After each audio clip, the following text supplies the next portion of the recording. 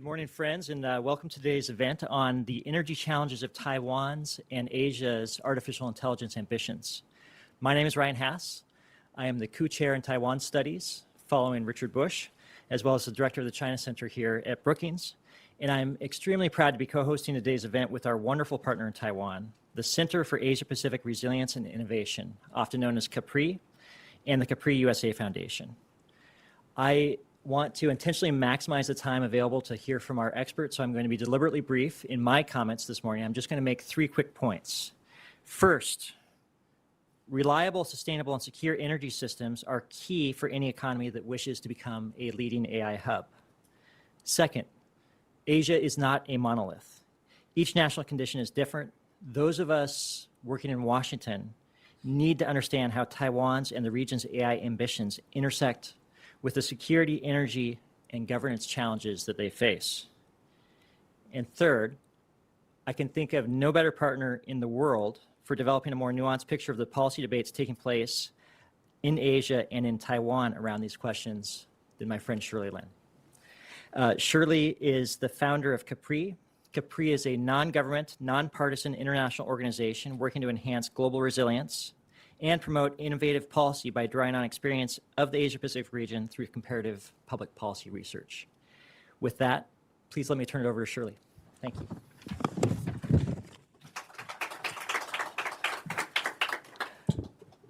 Thank you, Ryan. It's so great to be back at Brookings, where I have been working closely with Ryan and his team as a non-resident senior fellow.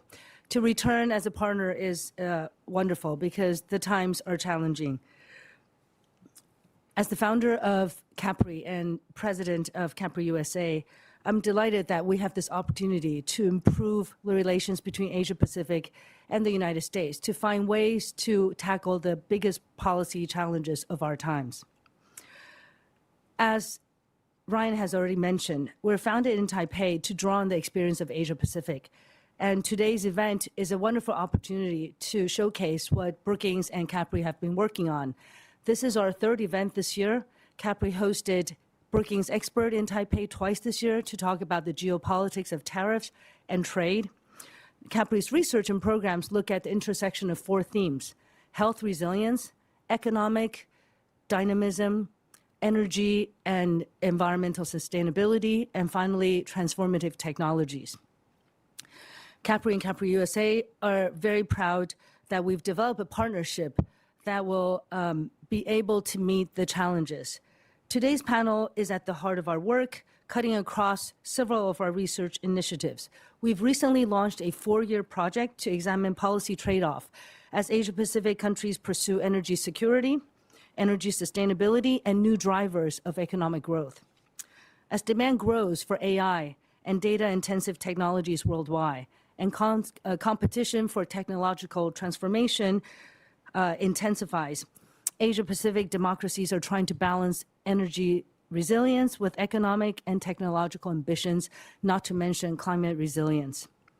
Taiwan feels the challenge of balancing these trade-offs intensely in the Asia-Pacific. It has grand plans to keep up its economic competitiveness by doubling down on boosting its AI capabilities. But where can the island find enough energy to power its AI economic revolution and maintain climate resilience? Our speakers today will provide a variety of perspectives on this issue. David Edelman is bringing his policy expertise on digital disruption and AI governance. I want to especially thank Gary Dirks, who joins us all the way from Arizona State University to share his deep expertise in the Asia-Pacific energy industry and how it informs his current research and work on sustainability and energy policy. Tarsi Zhou joins us online from Tokyo at 11 p.m., where she covers Taiwan and the APAC region at the Asia-Pacific Energy Research Center. We're delighted that this conversation is moderated by Samantha Gross, a true expert on energy security and climate. With over 25 years of experience in energy and environmental policy, working across both United States and international energy policy, she will undoubtedly navigate this complex and nuanced discussion with skill. Before turning over to Samantha, I have to thank this wonderful partnership Both the Brookings and the Capri team worked very hard to put this event together.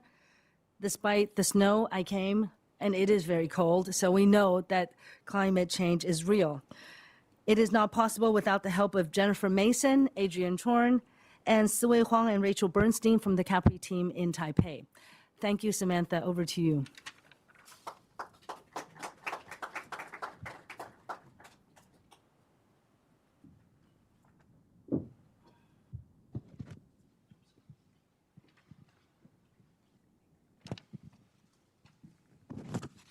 Good morning, everyone. I'm happy to see so many people got up early this morning, put on their gloves and their hat, and made it. This is going to be an interesting conversation. I'd like to thank Ryan and Shirley for their kind introductions, and also, Shirley, thank you so much for your partnership, and we really appreciate it. So we've got through the intro, so I think we should just dive right into the substance. Carrie, I'd like to start with you.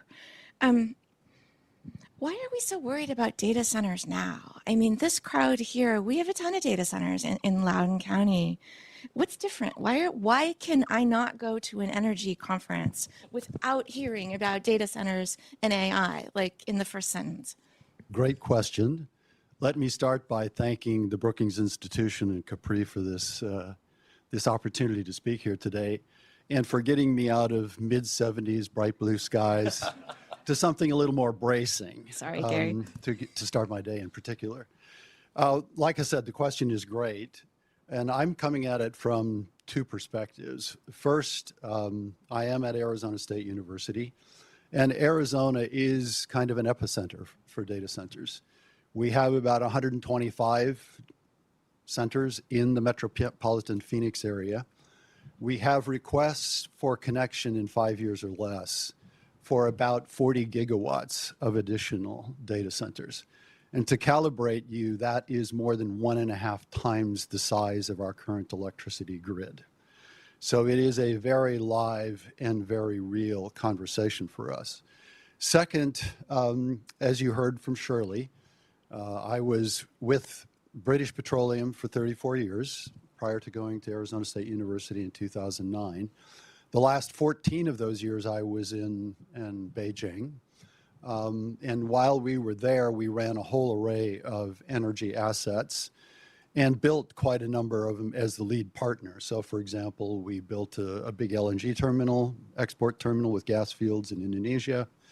We built the Shenzhen receiving terminal in China and some major assets in Vietnam. So it has been a conversation, energy in Asia, for me for a very long time.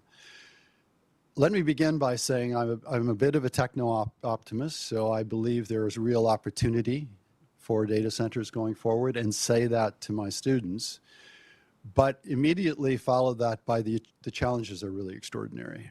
And they are extraordinary because there is no place on the planet that is shovel-ready to take facilities of the scale we're talking about. And we heard that alluded to earlier. What's changed in the last several years is a big data center has gone from being about 50 to 100 megawatts to 500 to a gigawatt.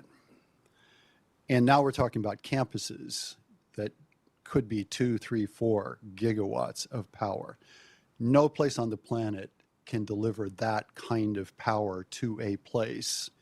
No place on the planet has that kind of spare capacity in their grid. And that's just for the electricity.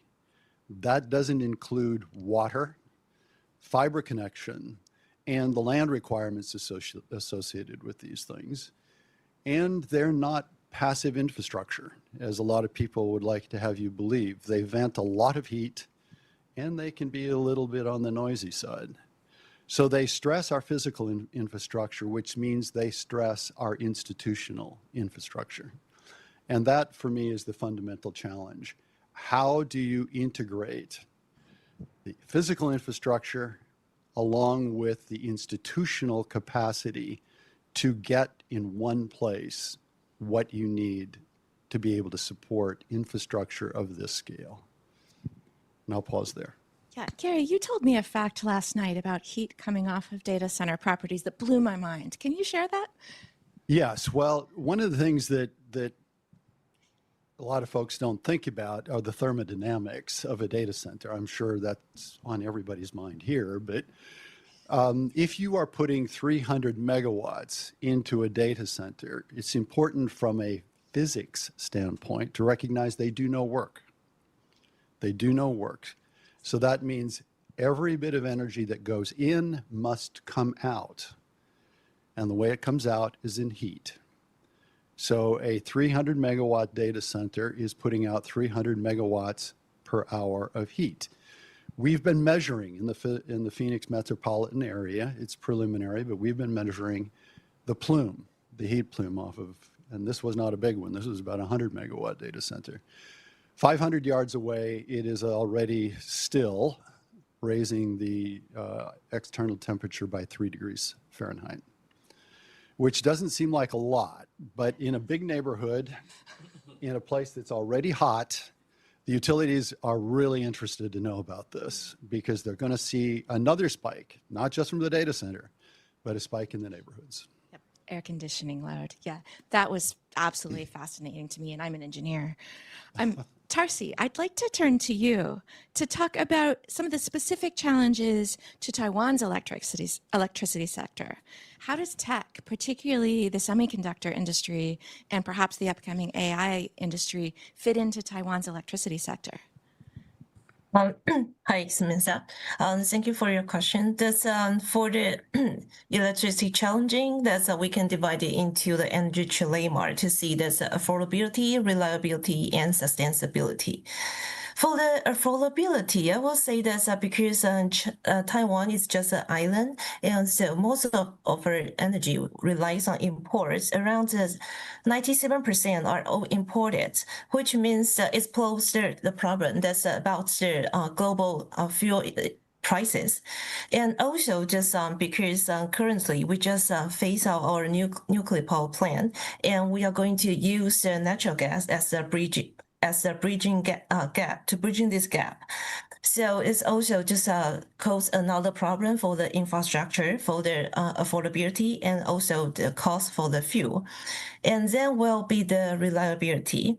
The reliability, that's because I mentioned that we phase out the nuclear power plant, and also we are going to develop the renewable energy.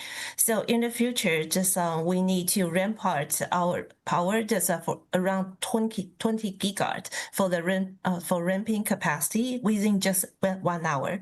The main reason that's because Taiwan has a very lots of potential for solar PV in summer, but during the daytime, so in the evening, we need to ramp up the power immediately. That will cause another challenging. And another problem is Taiwan's electricity market is still largely centralized. The Taipower oversees generation and transmission, and as well as the distribution and the system operation. And even so, just IPP contributes meaningfully, but the Taipower still carry and has a responsible to maintain the reliability. So that means that if we would like to manage the increased AI demand and for electricity demand, that Taipower plays very important roles. Another issue will be the sustainability. That's because Taiwan has an ambition target for renewable energy and also the net zero emissions, which means it's also caused a problem just for the renewable energy generation for the intermittency problem. So this is the 3 approaches. And also just because the electricity consumption from the like TSMC is consumed around 6% to 8% of the total electricity in Taiwan.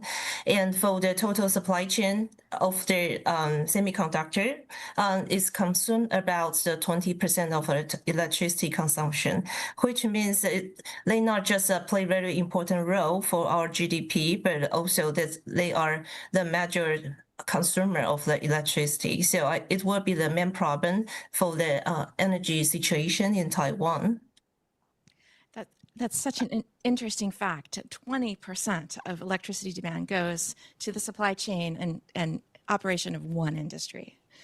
So David, I'd like to bring you in to talk about what are the attributes a country needs to be a relevant player in the AI space? And I think it's important that we also take a moment just to recognize the speed at which this is coming on and why we're suddenly asking this question. Gary, I think we're gonna go you there. raise this in a moment.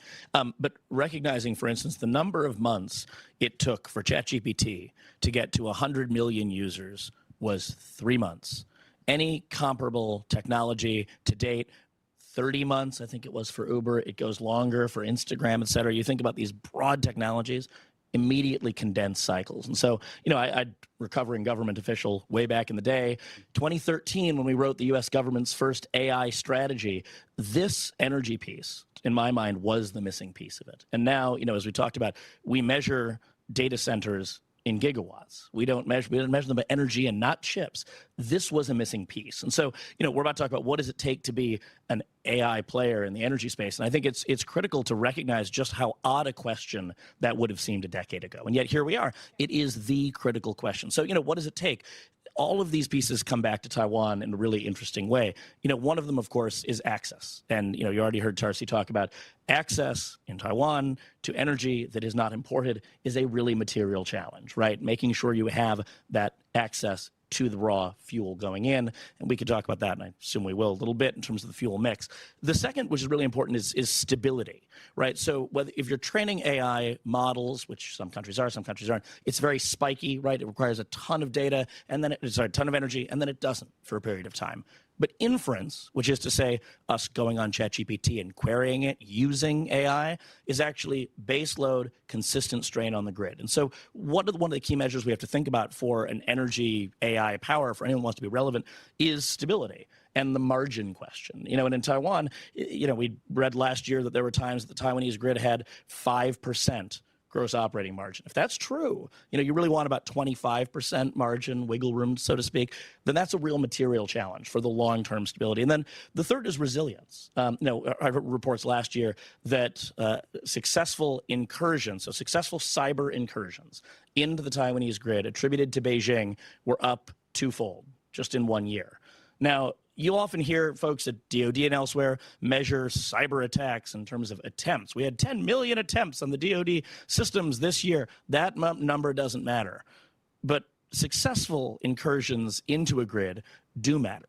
And so hearing that those sorts of incursions doubled, what that tells you is that in cases of contingency or even political coercion, the potential to start flicking off bits of the grid, something we've seen the Russians do, both pre-conflict and conflict in Ukraine, is really material. And I think those are three pieces that come together in a really important way to designate whether a country can be, in a long-term context, actually useful as an AI player internally, and then if they ever have hopes of playing internationally as well.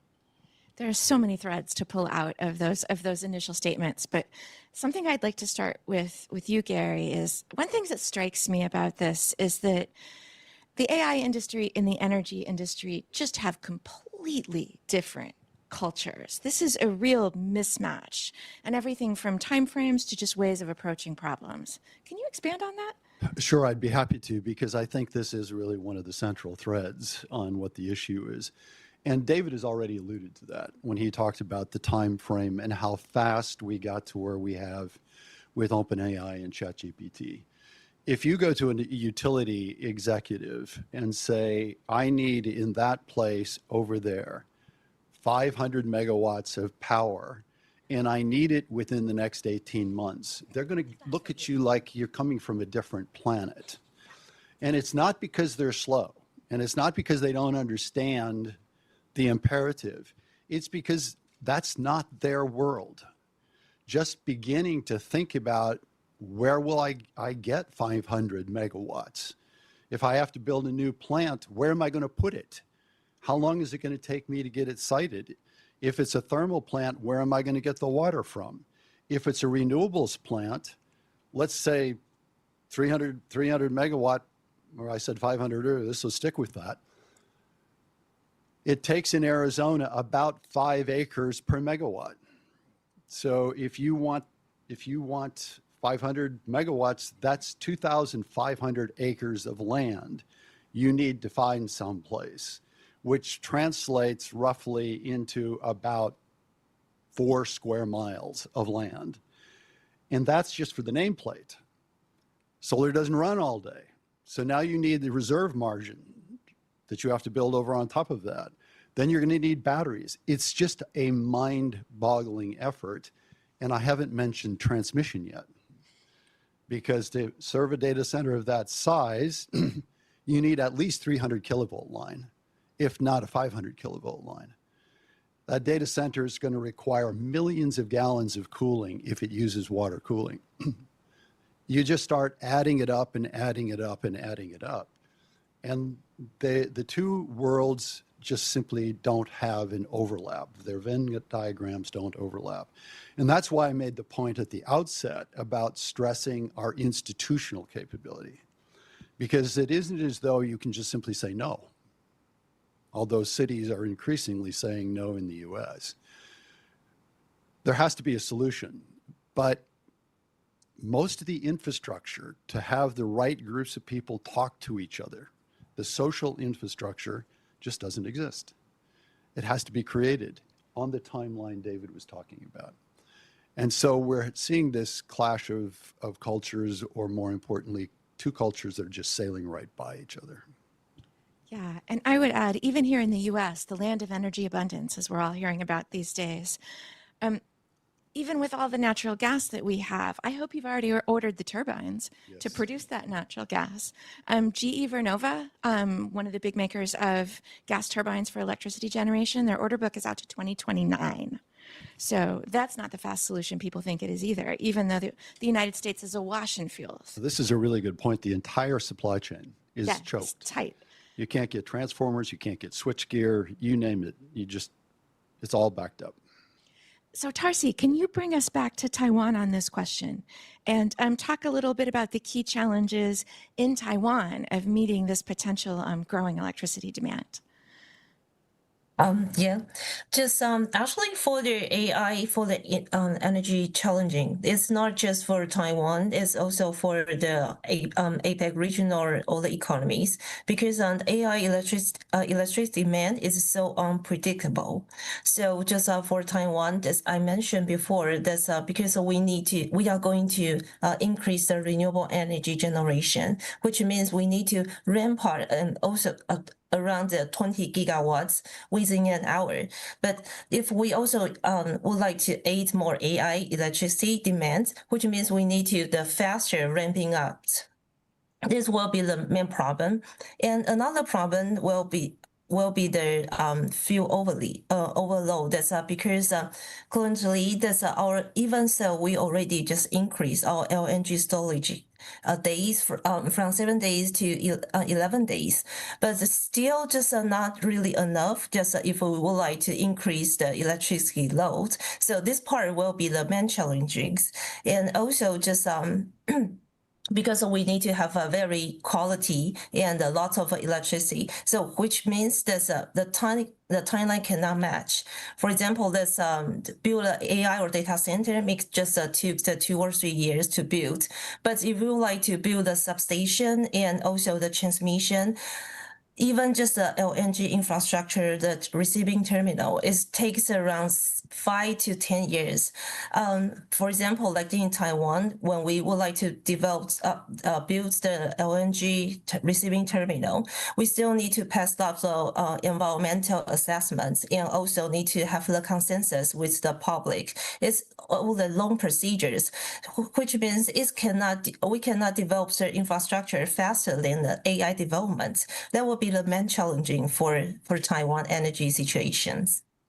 Yeah, and I mean, even we saw in Europe recently, in 2022 and 2023, Germany built an onshore terminal to accept a floating storage and regas, sort of an offshore LNG terminal, and they did it in 9 months. But even those ships, those floating LNG terminals, let's call them, they're in incredibly tight supply too. Like the supply chain everywhere for everything is tight.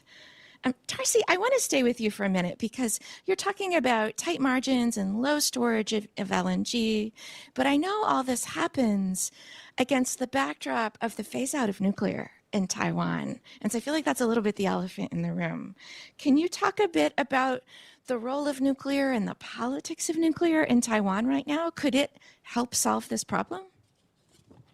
Okay, maybe just I can share some background information about the nuclear power plant and what the policy is. Previously, we have a nuclear power plant, the referendum, but so we already had a consensus. We are going to phase out.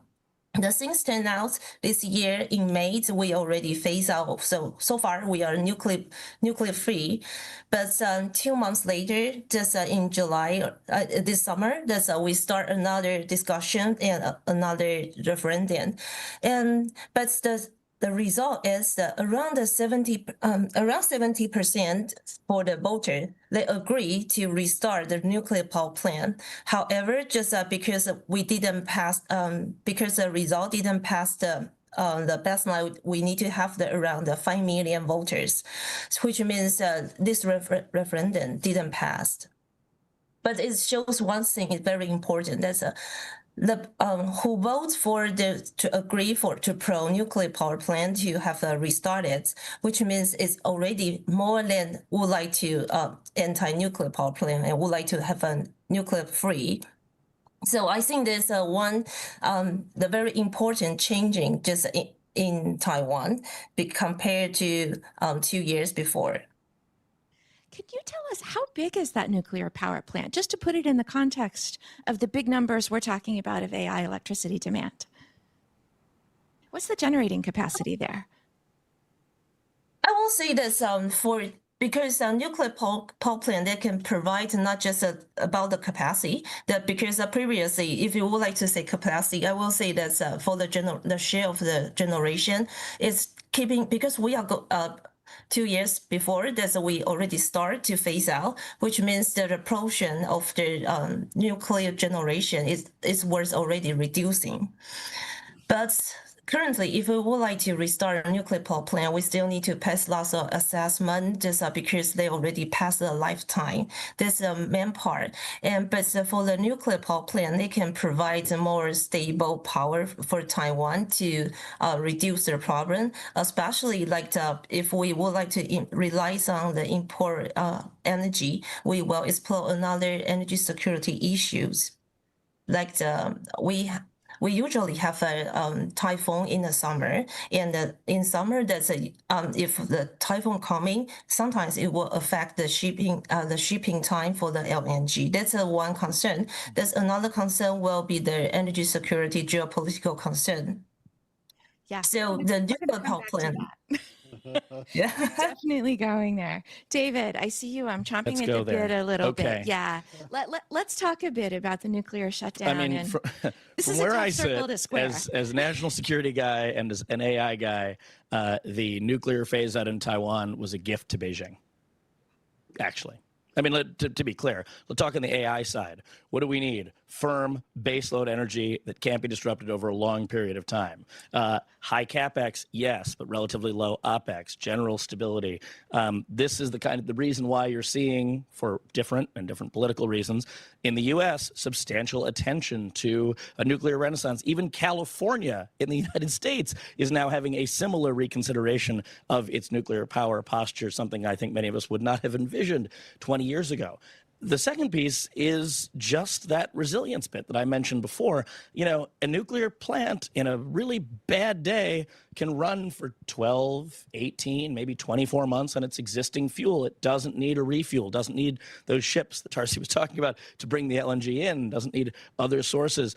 This becomes very material in a world in which, at a minimum, you have global factors that can disrupt supply chains, and where you have geopolitical and security factors that could disrupt supply chains, it becomes wildly more material. And so I think it is really worth double clicking on that referendum where, 5 million some people, 74%, said, yes, let's turn the nuclear plant back on. I'm not pretending that nuclear power is costless. I am not pretending that nuclear power does not have safety considerations. But when you're thinking, particularly in the Taiwan context, from this side of the Pacific, that was a surprise. Yeah, we're in this situation, and you see this in energy systems everywhere. I work a lot internationally, and everybody wants everything.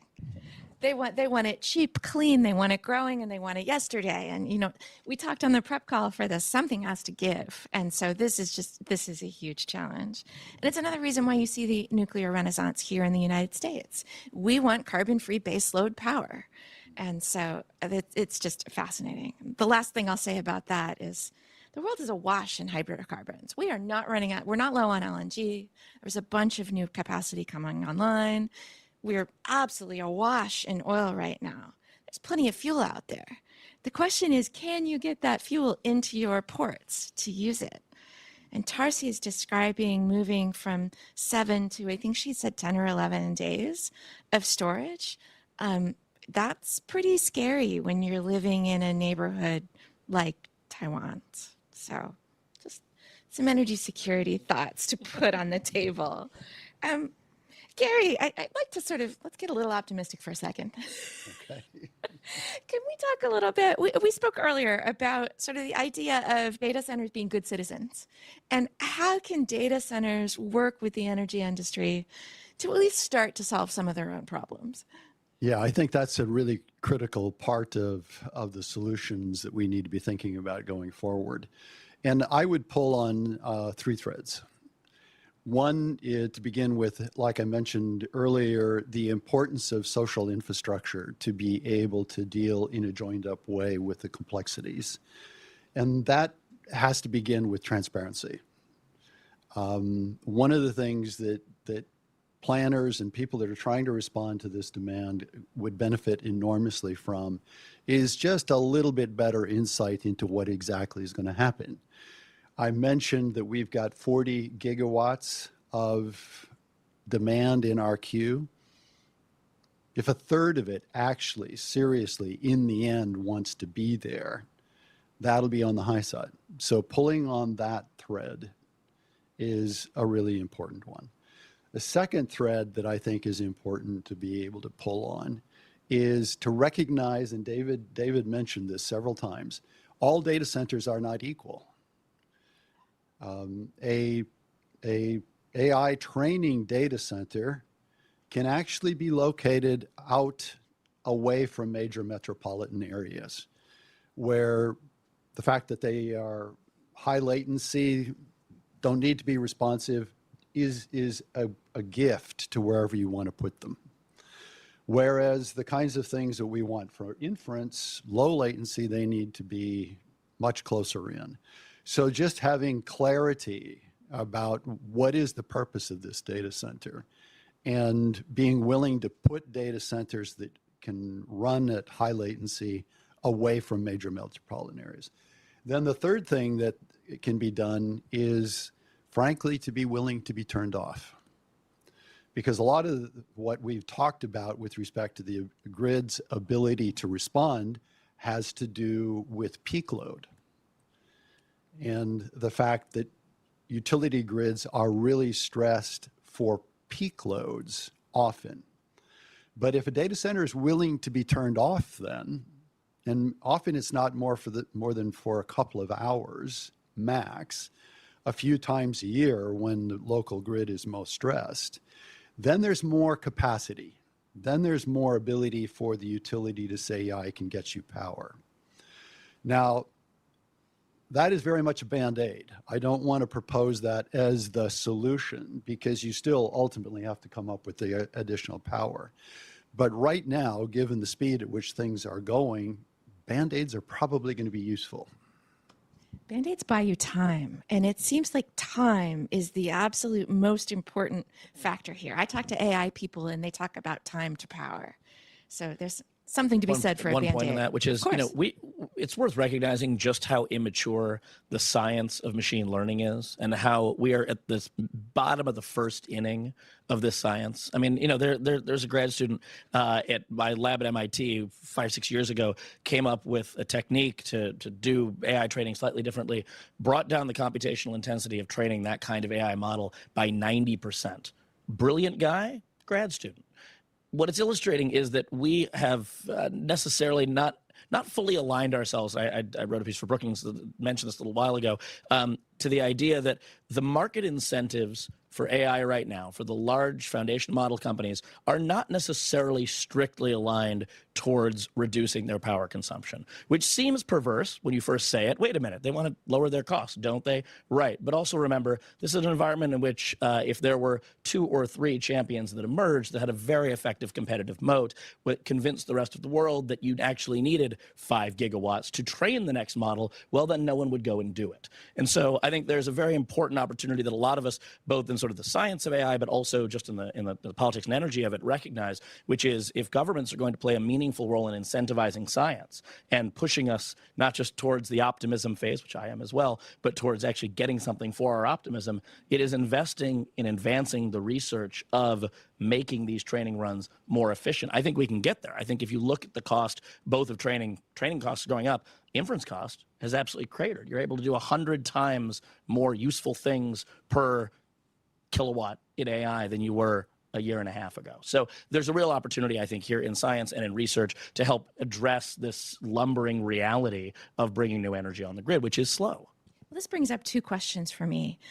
One of them is, how can there not be an incentive to make the training process more efficient when power is the long pole in the tent right now in expanding AI? That's the thing that the system is lacking. There is. I don't want to pretend that these aren't real companies that really want to minimize their costs. At the same time, you have to recognize there's a short-term, a medium term, and a long term. And in the long term, in a world in which they actually have to be accountable to, I don't know, public markets that would actually be able to look at their balance sheet and be able to look at their liabilities, be able to look at, for instance, all of the commitments they've made to infrastructure investments and the sort of circular universe that many of you have seen, that great Bloomberg graph about the AI economy.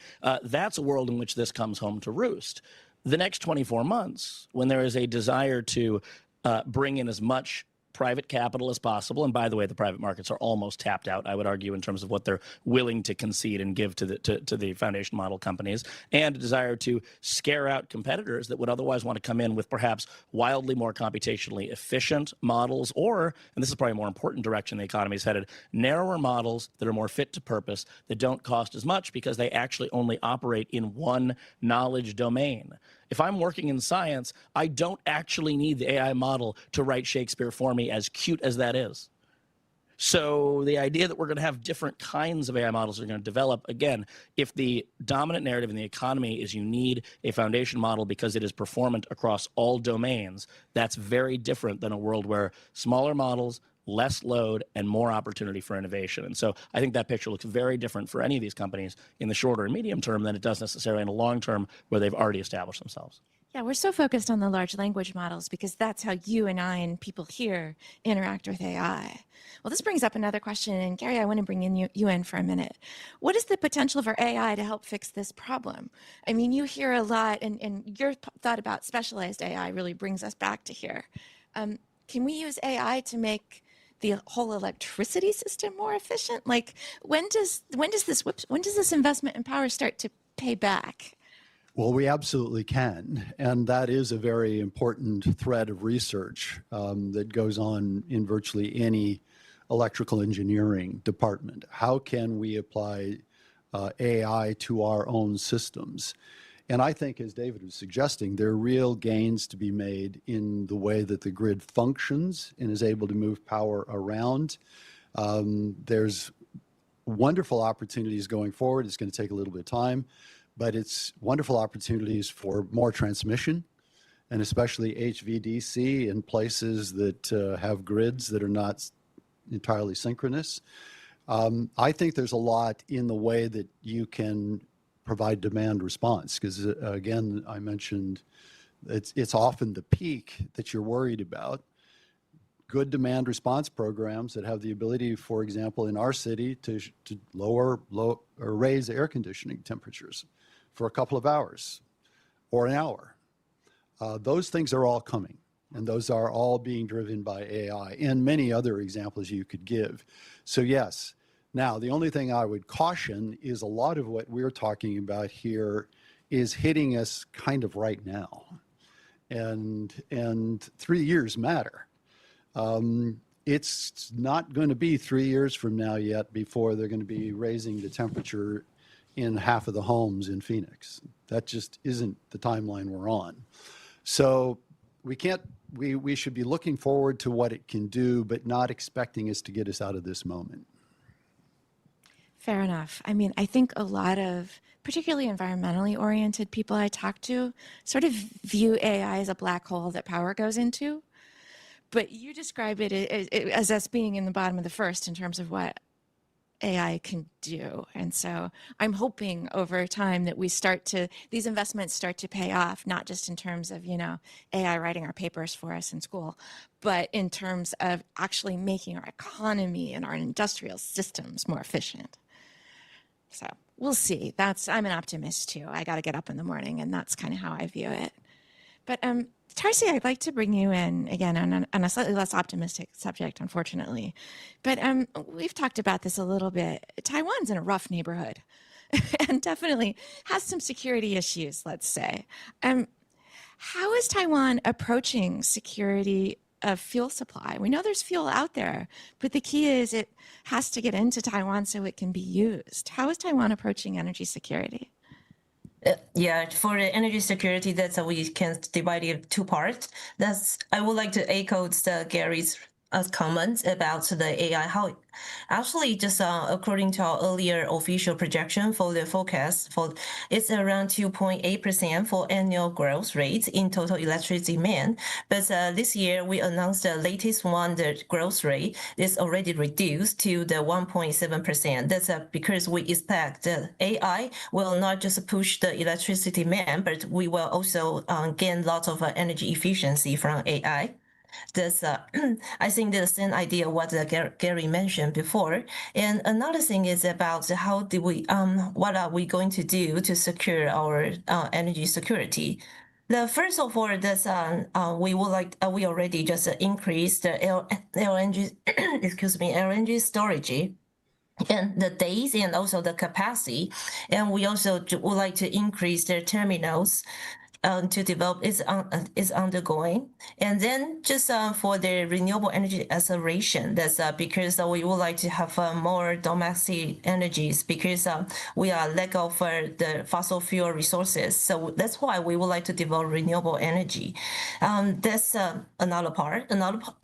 Another thing is that we also just increase the storage and the grid modernizations. And the last part is recently we just this year we already have the referendum for the nuclear power plant.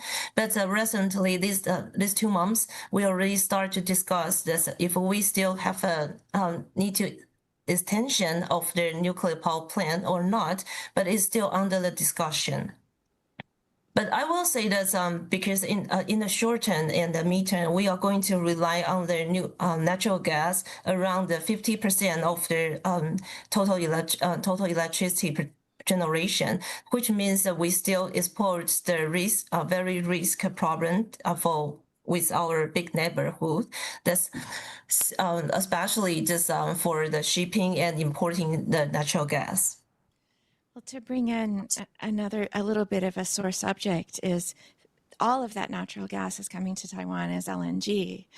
So you're exposed to some challenging LNG markets. I mean, we saw what happened in 2022 after Russia stopped delivering pipeline gas to Europe. Europe basically sucked in much of the world's LNG and raised prices for everyone. Is Taiwan prepared to deal with the costs of this strategy? And how is that cost flowing through to consumers? Because the main buyer for the LNG in Taiwan they are all the state-owned company, and so currently most of the costs are bear by those state-owned company, like the petroleum company, and also for the electricity, the cost is absorbed by the Taiwan company. So that's why recently from the last year, we already raised the electricity tariff because the Taiwan company, they cannot bear this cost, and so they would like to reflect the cost to the tariff, and then we already rose the electricity tariff for 3 times this year. to reflect the fuel prices. This main problem that we so I will say that most of people we will buy it, but the cost it was paid by the state-owned company, the Taiwan company. That it's a really interesting question because you often hear that things that can't go on won't. Politically, and this may be a sensitive question. Tell me if you can't answer this, but this seems like an ongoing problem. The idea of needing to subsidize power coming in with, volatile LNG prices. How could that circle possibly be squared? I'm not expressing myself very well, but this just seems like a huge challenge to me. Previously, the cost it was bear by the Taiwan company, but 2 years later, they say they would like to reflect to the tariff.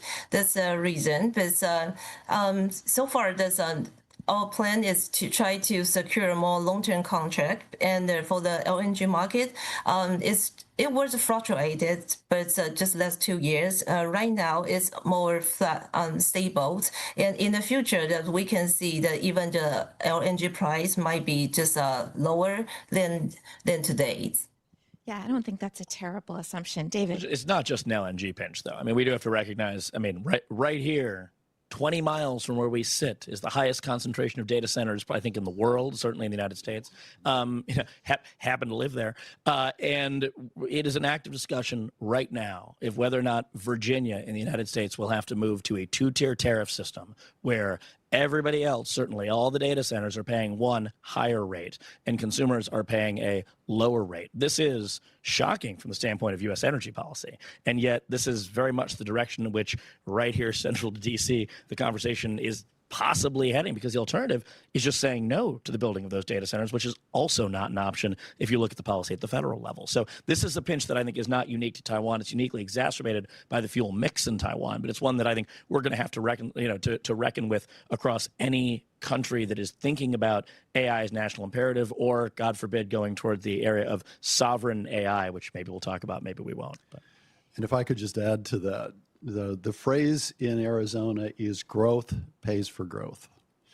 And there's a very simple reason for it, and it is exactly what you just said, David, and that is the public is not going to subsidize through their rate structures investments in data centers, period.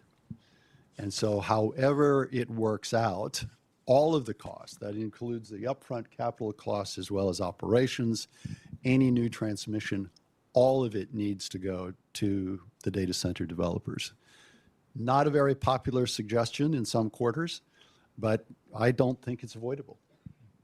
No, I don't think it is either. And you hear the arguments that are happening here in Washington, not just in Taiwan. I mean, we live in the land of energy abundance. Taiwan is in a completely different situation. And yet we're both arguing about the impact of AI on affordability of electricity for consumers. I think that says a lot. But I mean, a question for you all is, I understand that electricity is the long pole in the tent for building new data centers, but on the other hand, it's not a big portion of their cost structure. Are they ready to bear the costs of building the new? I'm not sure they don't want to if you asked them, but is this the way? Again, in my experience, it's a bit of a mixed bag. And the reality is actually some of the hyperscalers are sort of saying, yeah, maybe we are. You can see that in restarting some of the nuclear plants, that electricity isn't necessarily going to be cheap, but yet... Not at all. And yet you see Microsoft restarting Three Mile Island. They're restarting it. There's even a lot of discussion now, and not just in the United States, but certainly in the United States, about, well, let's just let them build and own it themselves. Behind the meter. Sit behind the meter. Yeah. Now, that's a lot more complicated than what it sounds, because you don't just build a power plant someplace and then it all works out fine. They've got all the same issues with building them that the utility does. But what it is a signal is that they are willing to put more of this kind of cost on their balance sheets, as opposed to seeing it land on utilities' balance sheets. So I think there is room to maneuver there. It's early days, and I would hesitate to say what model is exactly that's going to emerge. But yeah, You have to include that kind of thinking. Yeah, I mean, everybody's talking about AI. You can't turn around without hearing about it, but those costs have got to go somewhere, and consumers are not anxious to bear them. Okay, you mentioned sovereign AI, David, so I'm going to bite. What is it? So we'll be doing a 4-hour seminar right after this one on what is it, what isn't it? What it primarily is a political slogan that allows countries outside the United States to try to demonstrate to their populace that they are on top of this AI thing. And then details beyond it. I think it means a lot of things to a lot of different governments. I think a lot of things to a lot of different people. At the top line, I think the unifying concept is, well, one, there is anxiety about dependence on U.S. large language model companies for the foundation models that are performing at the top level, at the top level of performance. And second, concern about the data centers and infrastructure, both for training, but even more for inference, being outside of the national borders. Now, this is echoing with something that has actually been coming to us in the last decade. 20 years ago, requiring data sovereignty, data localization, requiring servers within your country process your internet data was a non-tariff trade barrier. Okay, we had agreements that specified that this was not okay, and there were a lot of really good technical reasons for it, because specifically the way, without going into too much detail, internet traffic works is it doesn't care that much about national borders unless you create national borders for it. In fact, it's much more efficient for some of our data here on the east coast of the US to be processed in places like Ireland than to go all the way west to California. That's just how the tubes work. And so there's this sort of latter-day reincarnation of the reconsideration of whether we actually need to have data localization. It's just taking on a new form because everyone's talking about AI. It should be sovereign AI. Now, look, there are very reasonable arguments for why you'd want to have this. Maybe you want to use this as a means to stimulate some of the production of data centers domestically. So you say to the companies, you can't operate unless you build the data centers, or to clarify mines to create a sort of more cohesive national energy or data center program to get folks up and down the government hierarchy aligned towards all the things we've been talking about. That all makes good sense. I do think we also have to recognize, though, that at the end of the day, sovereign AI is not just a slogan. It's actually a load forecast that comes with a bill. Okay, if you're going to say sovereign AI, it means you are signing up for gigawatts, maybe terawatts, of new power generation that's going to go online that you can't predict, that you're going to be accountable domestically if you are going to follow through on actually having AI as an important part of your economic productivity or development. That, to me, is a part of the bargain that most governments have not yet reckoned with, and creates a real complication for this idea of politics riding above the technical realities, because there is a lot of efficiency to be had in putting data centers places, for instance, where it's cold and the heat doesn't matter all that much, where they can get energy that's not very costly. And so you look even at like the EU, and there's a reason France and Mistral there is able to sign this big deal with I forget the exact number, 20,000 maybe NVIDIA chips, because they have 30 low carbon energy sites, nuclear, around the country that are ready to receive it. And so how does Belgium feel about that? Probably great. But this is a question I think we're going to have to deal with country by country, because the slogan is going to outpace specifically the energy need very quickly. Well, and this brings it back to what I think is the absolute central question of this panel, and that's what sovereign AI means for Taiwan, and the thoughts of developing this very energy-intensive technology in an area that is energy constrained in many ways, and that lives in a tough neighborhood in terms of energy security. How do you think about that? Because I think that's like the fundamental reason why we're all sitting here. Anybody want to say a few words about that, or is the question the point? Go for it, David. Res ipsa. I mean, yes, it's a big problem out there. No, I mean, it is a problem that's particularly exacerbated by the energy mix in Taiwan. And so how do you deal with it? In a really pragmatic way, I'd say it's probably a few things. One, it is having energy and technical reality meet the big picture, which is it might not be the case that we are training hyper-performant foundation models that lead the world in Taiwan. maybe we will. And if there's the energy to do it, fantastic. And if there are technological breakthroughs that allow that to happen in a way that is more computationally efficient, smaller models, that's great. I think there's even an opportunity, and I was just in Korea speaking about this, for certain countries in the region, certain jurisdictions in the region, to actually double down on open source, publicly subsidized open source AI models for particular applications. That's a direction that Taiwan could go. But I think separating that and the idea of pride in national AI development from the idea of how do we make sure we can take a model, there are a lot of them, and run it with energy within our borders so that the economic productivity, which is immense, that can be unlocked even if AI progress were to stop today, that can happen quickly, and seize the cultural realities. That if you look at the surveys that are happening trans-Pacific right now, most Americans, a large percentage, don't really trust AI. It's actually a very high percentage. A lot use it, but something like 70+% don't trust it. Those trust numbers are actually vastly higher in parts of Asia, including in Taiwan. And so an idea that you could actually have broader embrace at the inference level, having specific applications of AI that really matter, and then making sure there is the backstop of energy to run it, that's a way to thread this needle. It might not feel like it's competitive with the US in AI development, but that's not the point. Fair enough. Does anyone, I'm getting ready to open it up to questions. So think about your questions. And I'm just going to see if we want any final comments on that before I open it up. Well, maybe let me build just a little bit on what David just said, because one of the conversations that goes on all the time is, well, what are the real benefits of having a data center near you? And the conversation always begins with a certain number of construction jobs, some tax revenues, and a few, not a lot, but a few permanent and decent jobs. And that tends to be where the conversation ends. But what David is alluding to is really important. What is this going to enable?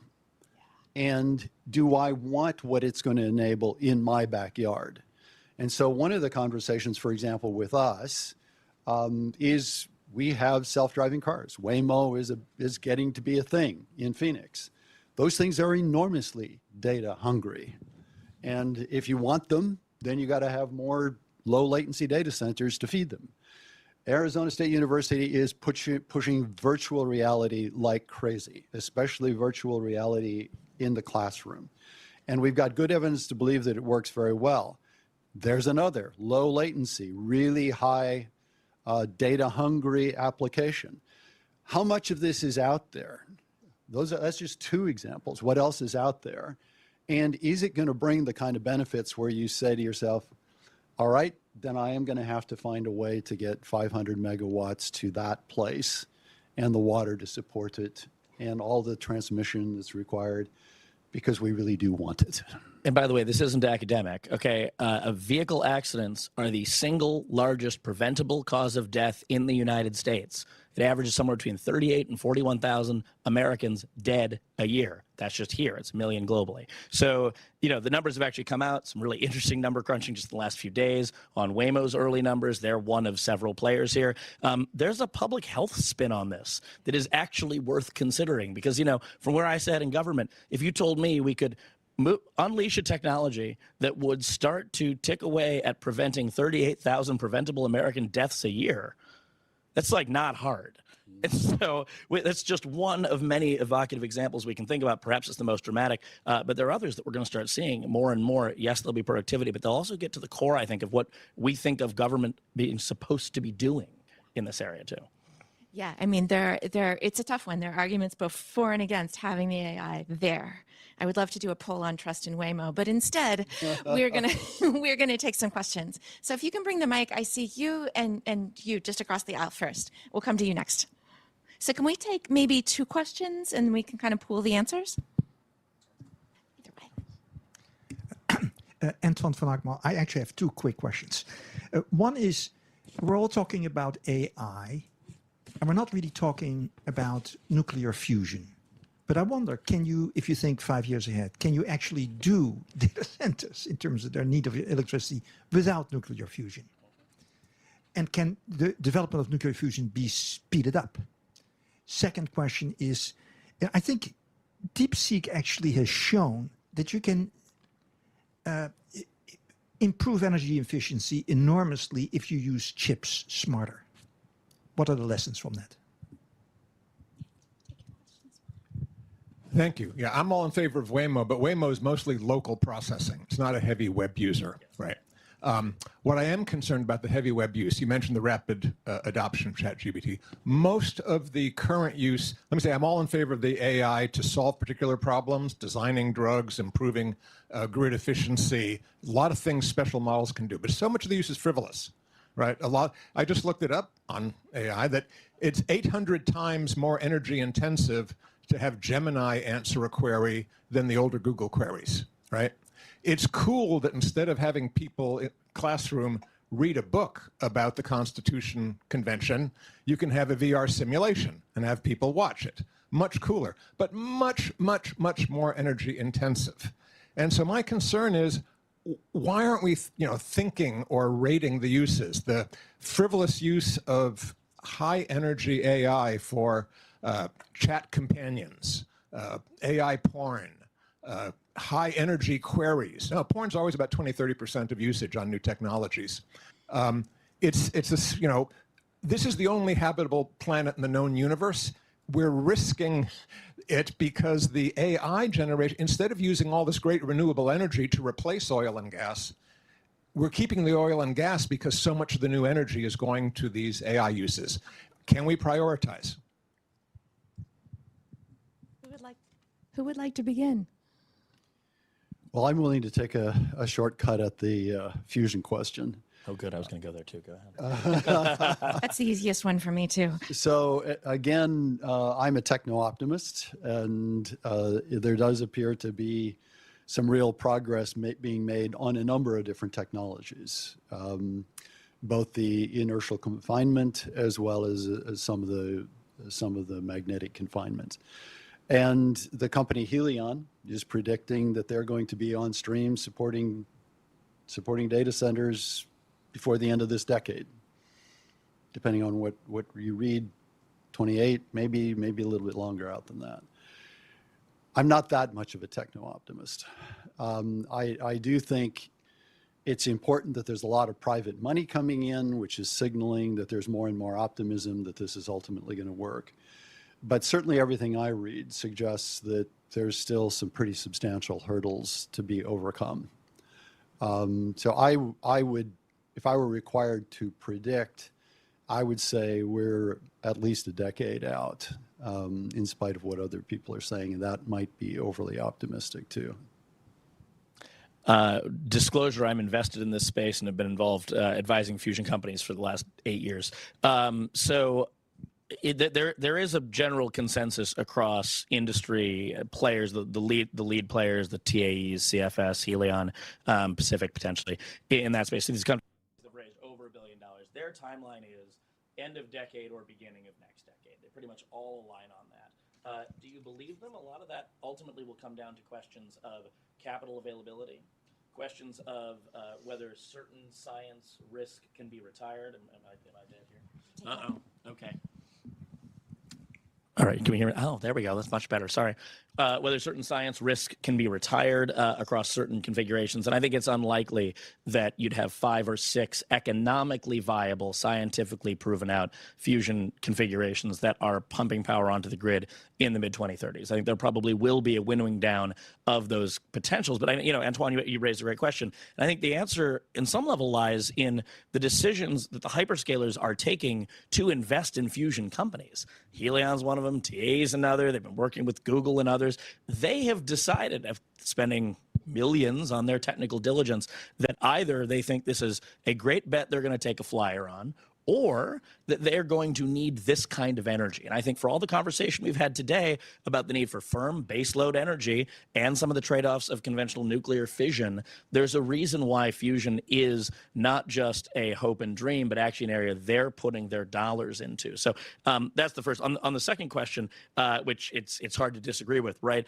Yes, does it make sense to go ask ChatGPT, what's the weather in Arlington, Virginia today? No, you could save a lot of energy by just Googling that. I will say this, is I do spend a bit of my time working with companies on how they're thinking about what AI they're going to adopt within the company. And right now, where the rubber hits the road on that is a company that is providing an internal chatbot. Okay, so it could be ChatGPT, it could be Claude, it could be their own thing. They actually have to make the decision of what they're willing to spend on API costs, because they actually have to pay. Unlike Google, they have to pay, unlike Google search, they have to pay for, okay, it's going to go out to ChatGPT, and that just cost you 3/4 cents to ask that question. A lot more if you start to give it 2 500-page PDFs and say, summarize these for me. And so while, yes, at the macro level, I think a lot of us think about this as consumers that have an all-you-can-eat plan right now. I don't know, it reminds me of the very early days of electricity when you didn't pay for a meter either. All-you-can-eat plan. Soon, those of us that are dealing at the enterprise level and the companies that are using this at large scale are dealing at the API level. They actually have to pay per inference. They have to pay for useful thing.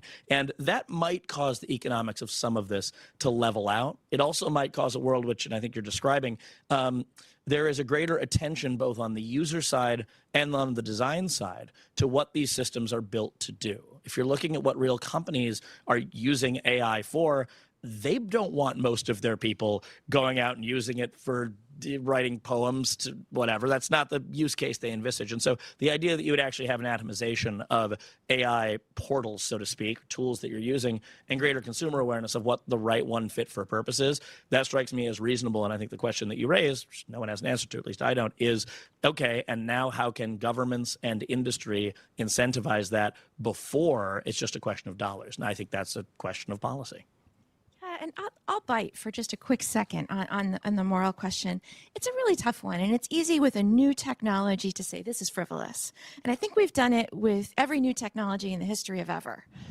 And said, you know, this is frivolous, we shouldn't spend energy doing this. But I mean, it is tough to win that moral argument. I work on climate change issues and have for a really long time. That's a moral argument that's tough to win too. I think rather than sort of fighting it on morality, which is often honestly a losing fight, the best way to go about it is pricing in what it actually costs, and then also working really hard to make the whole system more efficient. So the moral question becomes a bit less salient. I mean, that's what we're doing in the electricity space. We are, rather than pounding on people to use less electricity, charge what it really costs and try to make renewable electricity cheaper. And so I think it's a pretty fair comparison. Let's get a couple more questions. Can we get you? And Shirley, do you want to come in? Hello, Chris McRae. I've been working on scaling branding all my life, and I have 3 main conflicts now, and I was wondering if you could help me with them.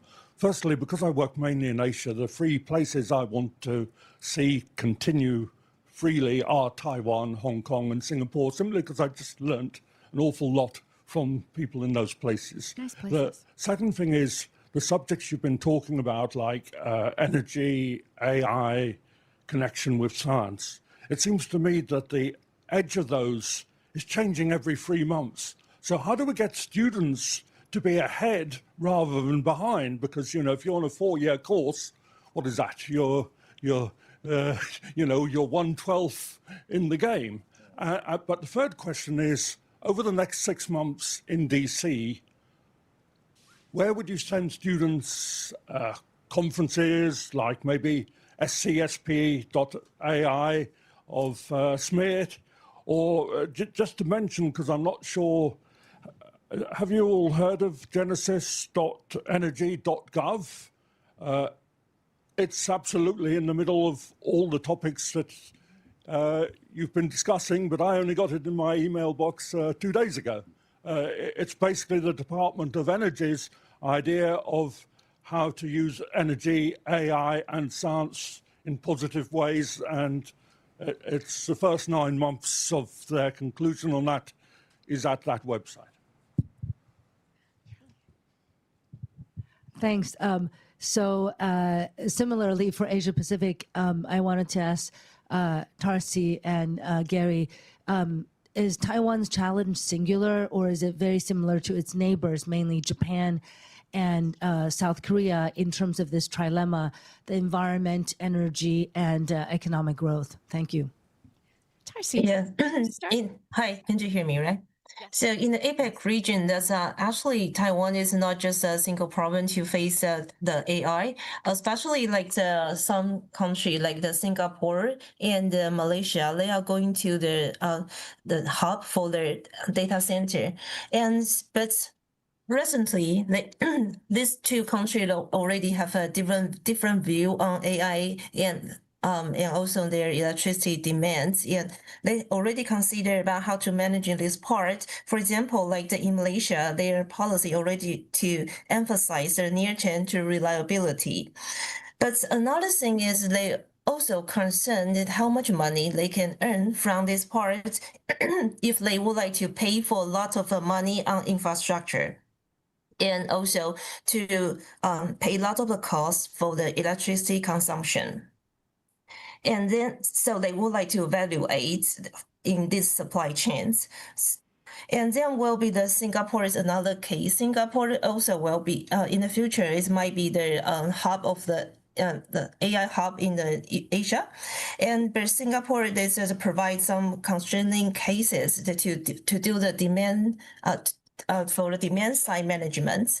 But this previous 2 years before, they already start to consider just how to manage this problem. So which means that Taiwan is not the only one who face this problem. That's because the infrastructure need to build very fast. But however, the time is not match. And also just so this is the regional problem. It's not just for Taiwan, and also that's Korea and Japan also have the same problem. But luckily, that's Japan and Korea, they already just have a nuclear power plant, so the situation might be a little bit different because they have a more base load for the electricity. So the energy situation, this part is different from Taiwan, and also like the Malaysia, because they have the fossil fuel reserves. This part they also can just secure their energy security. So this comparatives with the within the APEC regions. I'll maybe pick up on the question about students because I think Tarsi has covered your question very well. There's sort of three things that I would point to that we try to do. Beginning with the mindset that you're learning in real time. Things are changing so fast that a professor really shouldn't suggest that I'm materially ahead of you in terms of where the leading edge actually is. And so the three things that you really need to pull on are first, give them a foundation really, really fast in what the fundamentals of these systems are.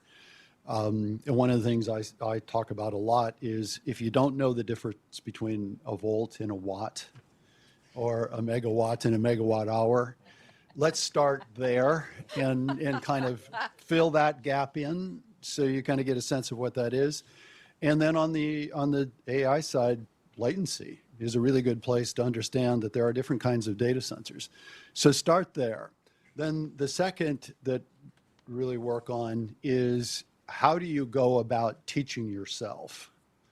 Where do you go to get high quality information? And you mentioned that there isn't one place to send them. There's a lot of places, including good places for data and background, including the Brookings Institution, by the way.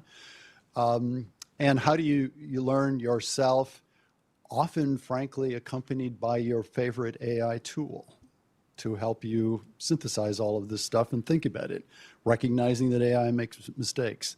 And then third is a very active program of seminars, constantly seminar on some subject where you can involve the students in it, both from the standpoint of participating but listening, because you really are doing it, like I said, in real time.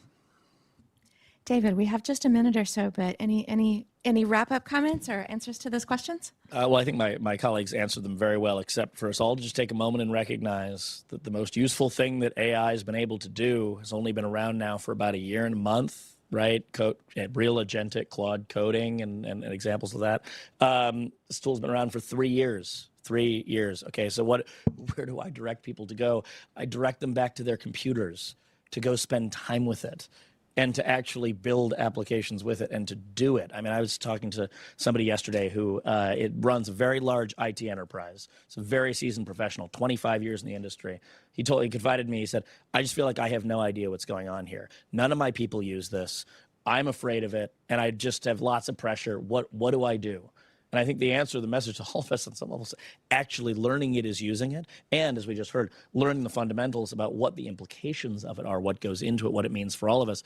And I guess I'd close then on this. I mean, I think, Taiwan's energy and AI challenges, as we've seen in 5 points here, are a microcosm of what's happening in the broader world.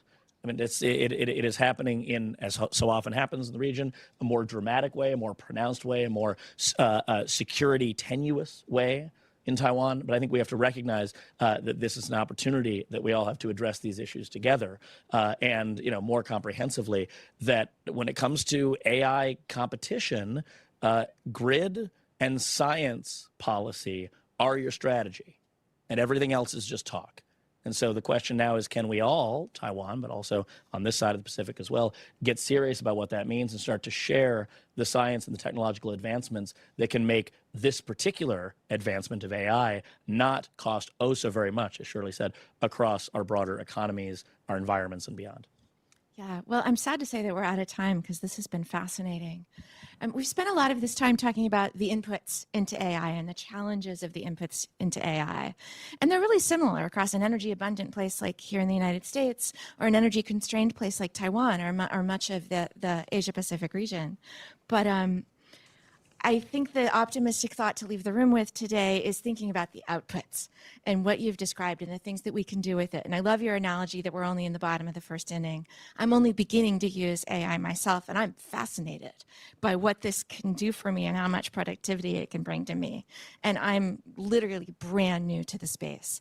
And so let's hope that the outputs are well worth the inputs. And I'd like to thank my speakers, everyone else who's been involved with this. This has just been a fascinating event. So thanks to you all, and I'm glad you could join us.